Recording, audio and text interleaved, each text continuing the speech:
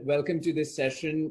We have with us Robert Whitaker, who's a best-selling author, an award-winning journalist. He's a Pulitzer finalist, and he's the head of an organization called Mad in America.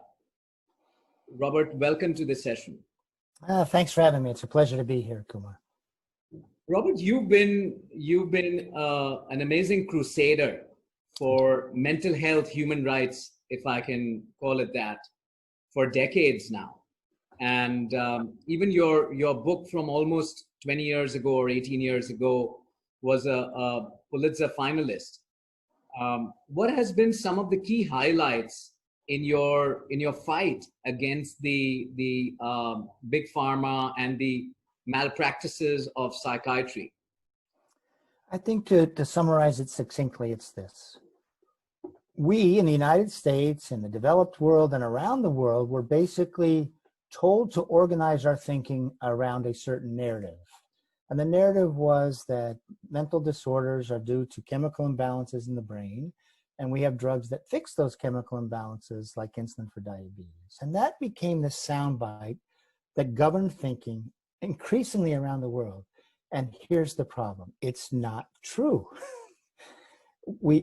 Research actually it was a hypothesis. Researchers then looked to see, for example, do people with depression have low serotonin? And they didn't find it to be so. So what we really know, the scientific story, is we don't know the biology of these disorders. The chemical imbalance hypothesis didn't pan out. And by the way, it didn't pan out as early as the 1980s and 1990s. And you see within the scientific literature this acknowledgement. So that's the problem.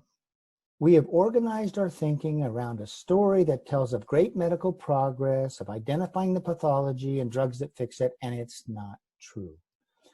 And so what I've been crusading about, if you want, is trying to make the real science known and how much we don't know.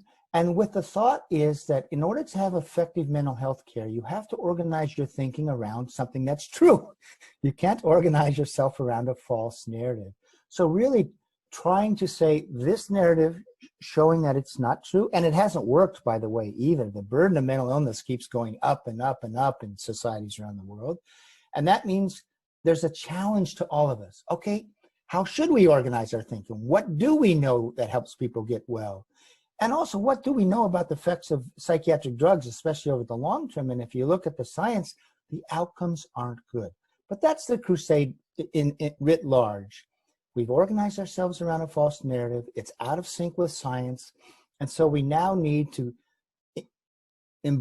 come to know a different narrative that is much more positive and is actually in sync with whatever is known about mental disorders and our treatments for them. So it is really surprising that for the last 30, 40 years, the entire chemical imbalance theory has been debunked, scientifically debunked. And, even the mass media, mainstream media, still pretty much subscribes to that theory. Day in and day out, you will find so-called experts, global mental health experts, public mental health experts come out on media and talk about the fact that we need more of psychiatry, more psychiatrists, so that they can prescribe more medication. Are you seeing that trend continue? Yeah, sure. That's a story of an incredibly successful business story. I mean, if you're a pharmaceutical company, or you're in that industry, you want to build markets for your drugs. That's what commercial companies do. And so if you look at companies that manufacture psychiatric drugs, boy, they've been extraordinarily successful. Now, here in the United States, for example, in 1987, that's the year a drug called Prozac came to market, we were spending $800 million on psychiatric drugs as a country in 1987. 25 years later, we were spending $40 billion a year on drugs, and 20% of Americans were using a psychiatric drug on a daily basis. That's a story of a commercial success. But what you find And I've done this not just for the United States, but I actually was asked to appear before a work committee in the Parliament of the UK. Why are we seeing rising disability rates around the world due to mental disorders? And what you find is that as countries adopt that medical model, that disease model of mental disorders, their use of antidepressants soars. And as their use of antidepressants soars, you see an extraordinary rise in the number of disability and dysfunction due to mood disorders. So we have 30 years of records that shows that this current paradigm of care, which was a story that was developed to sell psychiatry, to sell psychiatric drugs, it's been a great commercial success, but it has been a social failure. Two questions there. The first one, you've also done a lot of work on the side effects and the withdrawal symptoms associated with continued use of antidepressants or any kind of psychiatric drugs. What has that led you to? Well, really, this is the paradigm you need to understand, the scientific paradigm that you need to understand when you take a psychiatric drug. So we don't know that there's anything amiss with your neurotransmitters, those chemical messengers in the brain, okay? If you look at what research into depressed patients, researched into other groups of patients, they don't find any characteristic abnormality with your chemicals.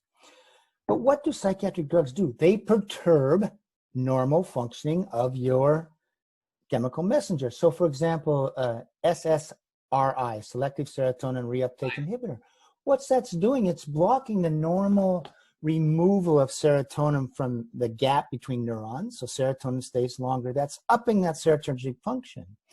Well, okay, that's perturbing a normal function, that removal of serotonin, of how the neurons communicate. Now, your brain is an incredibly neuroplastic organ with all sorts of feedback mechanisms. So the minute you go on a psychiatric drug, your brain starts saying, uh-oh, something's amiss. I'm getting too much serotonin. So there's an opposite reaction. And so if you take a drug that ups serotonin, what your brain does is it puts the brake on its own serotonergic machinery, okay? Exactly. And researchers say the brain is trying to maintain a homeostatic equilibrium, a normal function. Okay, now your brain has changed. The drug changes your brain. Now take away the drug. You now do have a chemical imbalance. You say with an antidepressant, you now have a serotonergic system that is in a deficit state. It has fewer receptors for serotonin than normal. And so the reason for the withdrawal is, and if you go to the drugs we call illicit drugs, we're quite aware of this. The drugs change your brain, you become adapted to the presence, you take away the presence, and you're going to get withdrawal symptoms. Now, one of the things that's very scary that we're learning about withdrawal is people are getting something called protracted withdrawal symptoms. Right. Even months later, they're still suffering with these odd symptoms. Why is that? Well, it seems that actually, if you're on these drugs long enough and then you come off, your brain, I say this, but actually it may remain in sort of one of the reasons that endure for longer periods of time. So what that tells you is going on a psychiatric drug is actually a very profound thing to do. It's going to change your brain, and you may have trouble when you try to come off. Yeah.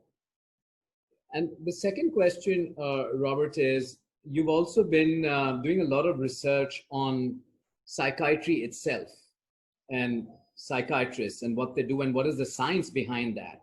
And there's been a lot of, citizen backlash, both in the US, UK as well, on the profession of psychiatry and it almost being a pseudoscience. What's your take on that? Well, starting in the United States, what happened in the 1980s and 1990s is the pharmaceutical industry understood that the way to, tell a story to the public is not through from them, but to pay academic psychiatrists. And academic psychiatrists are psychiatrists at prestigious academic institutions like Harvard, Stanford, etc., to be their advisors, consultants, and they call them opinion leaders, thought leaders, key opinion leaders, because they understood that by giving money to those people, and those people then teaching continuing education, being interviewed by the press, that will give a message to the public that the public's going to believe. And by the end of the 1990s, Marcia Angel, who was the editor of the New England Journal of Medicine, which is a very prestigious medical journal, said, we can't even find an academic psychiatrist anymore to review, say, the efficacy of antidepressant drugs because they're all working for the manufacturers of these drugs. So in essence, what happened is the academic psychiatry got bought. And once you get bought, you come under the influence of those paying you. Now, Sure. Psychiatry itself had a reason in the United States to pitch something of the same story because their product was drugs. They had prescribing powers, psychologists did not. So this was also a way to increase their authority. And if you look at how then this paradigm of care, this thinking of this disease model, it really does take root in the United States. But then pharmaceutical companies say, well, how do we expand their market throughout the world? And they did it pretty much the same way in every country. They would hire academic psychiatrists or key opinion leaders in that country to be their speakers, advisors. In some instances, they would take people from the United States and send them over to India and other countries. But it's the same model of care. And that's the first thing. The profession came under the influence of pharmaceutical interests. It also came under the influence of its own guild interests, needing to promote a certain story that preserved the value of its prescribing privileges. And, you know, the problem for psychiatry historically has been they get trained as medical doctors. They want to see this through a medical lens, a disease lens. But the troubles we have with our minds and our emotions, they're so complex. There's so many pathways. They really don't fit easily into a disease model or a medical model. And it becomes so reductionist. So that's why psychiatrists had this long history of sort of being seen as quasi-legitimate. It's because they want to be doctors. They're trained as doctors, but their domain is over people who have, you know, they're living in environments that may or may not be nurturing. So it's just not a disease. The disease model doesn't fit with what happens to people as they experience all these difficulties. Right. You know, Robert, given the situation that we are in globally, and, you know, India is going, unfortunately, somewhere down that path as well, where we are being, you know, preached to that we need to have more psychiatrists and more mental health facilities where we can pretty much, you know, keep pumping in antidepressants and, you know, psychiatric drugs to patients. But what is the way out, and how do you think large organizations, large corporates and leaders can take a role, play a role in sort of the mental health of their employees, the stakeholders whom they have some influence over? Yeah, I think you asked, that's really a two-part question, and there's a two-part answer. You know, if we go back to the 1970s and 1980s, the World Health Organization ran two large cross-cultural studies of schizophrenia outcomes. And they were comparing outcomes in three, quote, developing countries, India, Colombia, and Nigeria, to outcomes in the US and other rich countries. Now, each time the outcomes were best in the developing countries, specifically India and Nigeria. And what really showed up in those countries? First of all, they were not using our paradigm of care. But when I say our, I mean in the US. So for example, they used antipsychotic drugs acutely, but not chronically. They weren't keeping their people on the drugs. So you would think from that study, and they repeated it, they found the same outcomes at 2 and 5 years. You would think that we, and I'm saying we in the United States, would learn from what's working in India. And when people did look at it, they found that the best outcomes, by the way, were in rural India, where people were still part of the community. They were working, they had a place, might be working in the fields, etc. So the tragedy of this is there's all sorts of research that shows for hundreds of years, for long periods of time, cultures developed ways to keep their populations relatively healthy. And it's a wrong community. You know, in India, you have a long tradition of Ayurvedic medicine and other ways to calm yourselves, etc. So my frustration is is that we have taken a failed paradigm of care, and it has failed. You see, in every way, outcomes are poor with psychiatric drugs long term. The burden of mental illness has gone up in the United States dramatically since we've adopted this disease model. You might think, well, let's look to other cultures and what they're doing and are getting better results. But instead, because of the way the world works today, with the influence of money and the influence, frankly, of the commercial powers of, the United States and others, we're exporting our failed paradigm of care to you.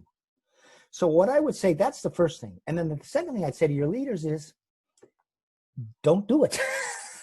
Try to remember because actually, you know what? Mental health on any sort of broad scale arises within a culture, and how that culture behaves and how it treats itself, what sort of social factors there are, diet, exercise.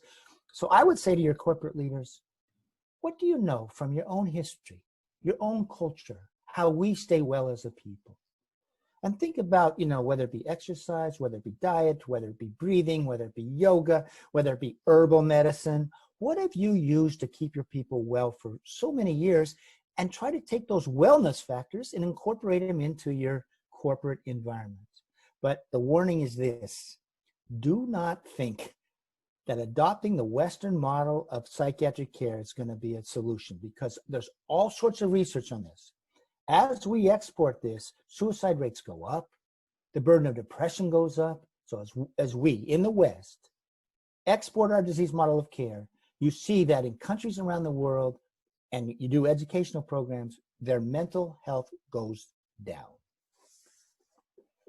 Thank you so much, Robert. I think that was really, really impactful, and coming from you with your years of research and writing on these subjects. We've come to the end of the session, but thank you so much for joining us, and more power to you in your crusade for better mental health for everyone. Thanks so much for having me. You just heard the doorbell for the next appointment. Okay, take care. Bye-bye. Hey, thanks very much, Kumaar. I really appreciate it. You ended it just on the right time because they're here. Thanks. Bye. Okay, thanks. Bye.